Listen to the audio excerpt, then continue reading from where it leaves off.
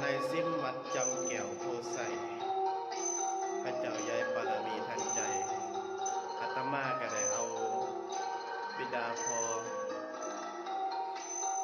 และพระสงฆ์สามเณรภายในวัดปูพระพรหมหาแล้วเนาะ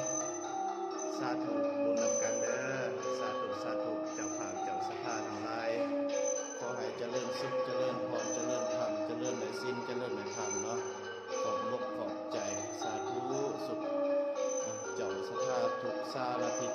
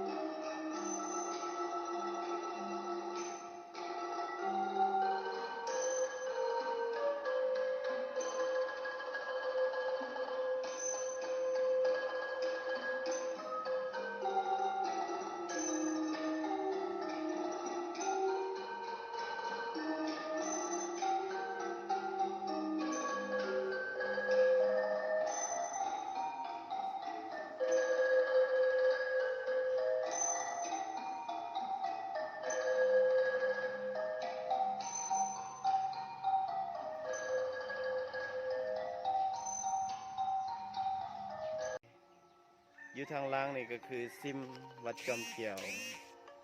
โพไซเนาะซิมกำลังพัฒนาสังสาเนาะกำลังอีสางต้นนาคแล้วก็ซุ่มพักตูตอนนี้อาตมากำลังเทผืนกันเปื่อนนาซิมแล้วก็คางเนาะออกมาล่ำออกตัวญาติโยมมีศรัทธาก็โฮมบนโต๊ะหยอดได้เด้อยังขาดปูนแห่ทรายอยู่เนาะจำนวนหลายอยู่ขอเสริญเจริญพรเด้อออกตัวญาติโยมเด้อ